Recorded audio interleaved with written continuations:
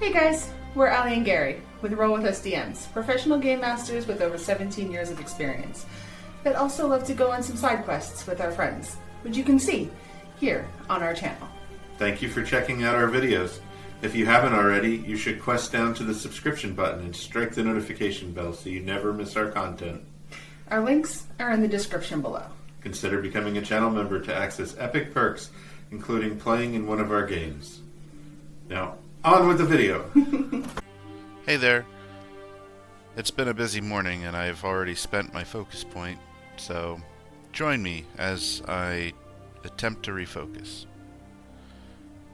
I've had this on my mind for a couple days now, and I wanted to talk about advantage, disadvantage, the multiple attack penalty for Pathfinder 2nd Edition, and then the multiple check penalty for DC20, and how I feel that DC20's handling of the multiple check penalty is the superior route, and then a potential fix for the way that it's handled in Pathfinder 2nd Edition.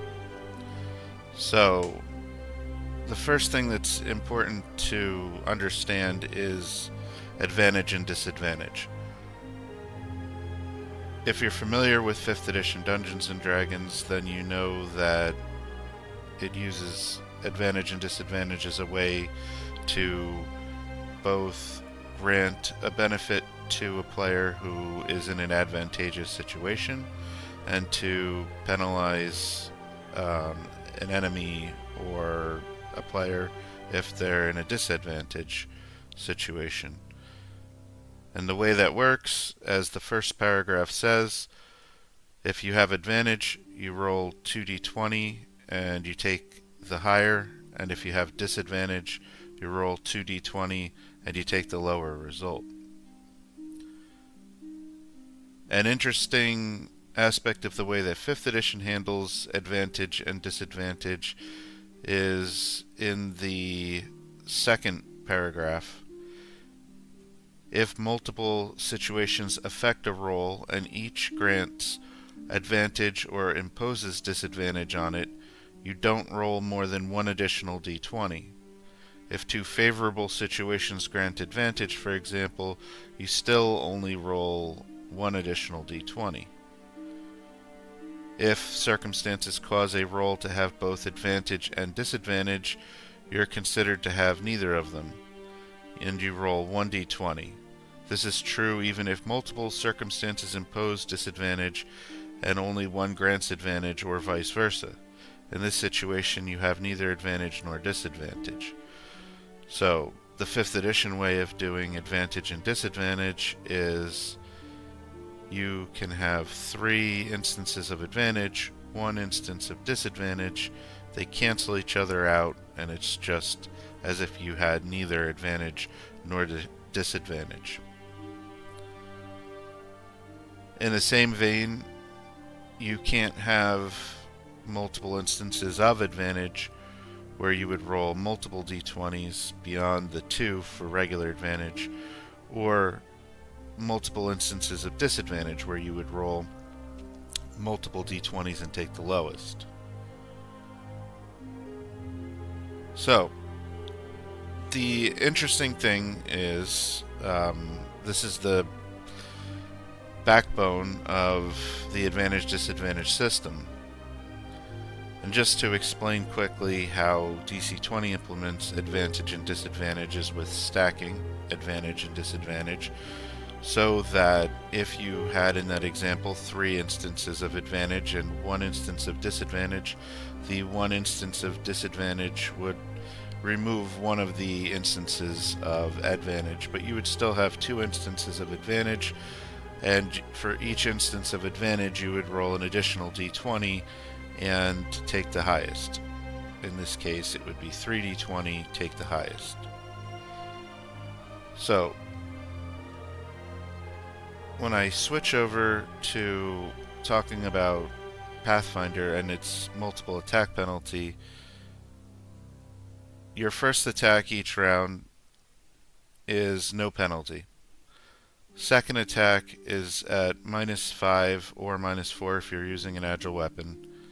And the third and subsequent attacks are at -10 or -8 if you're using an agile weapon. This also applies to certain checks that you might make, like if you wanted to grapple somebody or attempt to break out of a grapple. The first attempt would be at no penalty. The second attempt to grapple somebody or to break out of a grapple would be at a -5 penalty, and the third or subsequent would be at a -10 penalty. This is further compounded by the fact that if you want to attempt to grapple somebody or attempt to break out of a grapple and attack in the same turn, the first of those actions is going to be at no penalty, the second is going to be at a -5, and again a third at a -10. What this does is creates very feel bad moments where you attempt to break out of a grapple and you fail. Now, you can't move because your speed is 0. If you make a second attempt to get out of a grapple, it's at -5. If you decide, I'm not going to try to get out of this grapple, I'm just going to attack, that attack is still at -5.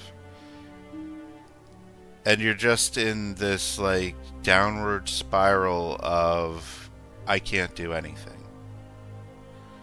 So, the thing that DC20 does that I think fixes this problem is this right here.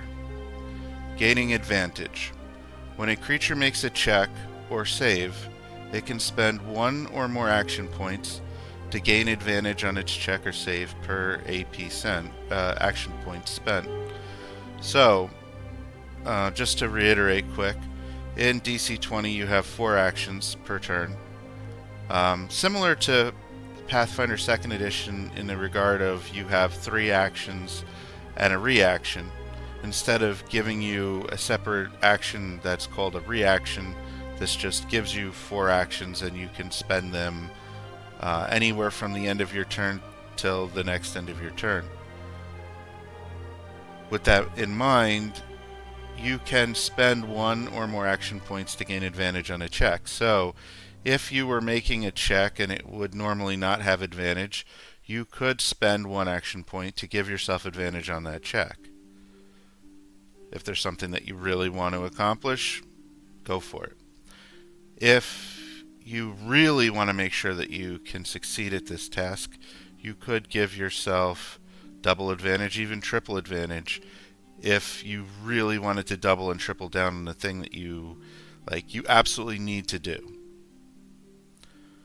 But where this gaining advantage really shines, I think, is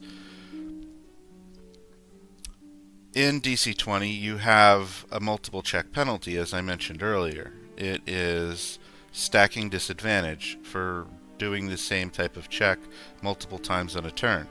So, if you attack, your first attack would be just your normal attack roll, no advantage, no disadvantage. Your second attack would be at disadvantage, meaning rolling 2d20, taking the lowest.